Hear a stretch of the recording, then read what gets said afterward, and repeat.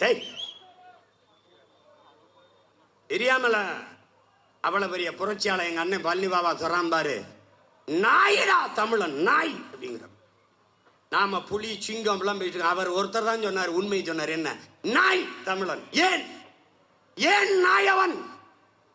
நாய்க்கு தட்டிலே சோர்வை கோழி கொத்தும், காக்கை கொத்தும், அணில் திங்கும், பேசாமல் இருக்கும்டா அந்த நாய்.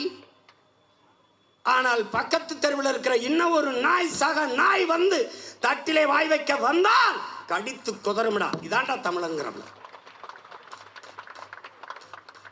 தெலுங்கு வந்தா ஆட்சி கொடுத்துரு, மலையாளி வந்தா கொடுத்துரு, கன்னடா வந்தா கொடுத்துரு, பீகாரி வந்தா கொடுத்துரு, தமிழ வந்தா ஐயா குறுக்க வந்து படுத்துரு.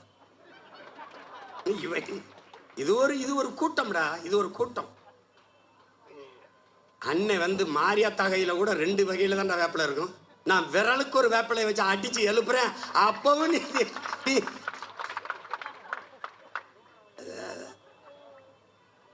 எனக்கு இந்த இவங்களெல்லாம் பார்க்கும்போது என்ன வரும்னா பரிதாபம் வரும்.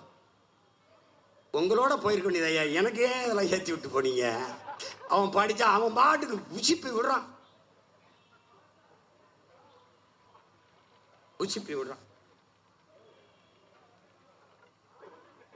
பாத்தியில இப்படி சொல்றாங்க, நறுக்குவோம் பகையின் வேர் சிறுத்தை பெருங்கூட்டம் அப்படி நிமிந்துக்கிறது. நாம் தமிழர், நாம் தமிழர் என்று முரசறைவாய். குறுக்கில் முளைத்திட்ட இந்த அயலார் ஆட்சி கூண்டோட போயிட்டு கொட்டடா முரசம்ங்கிறான்.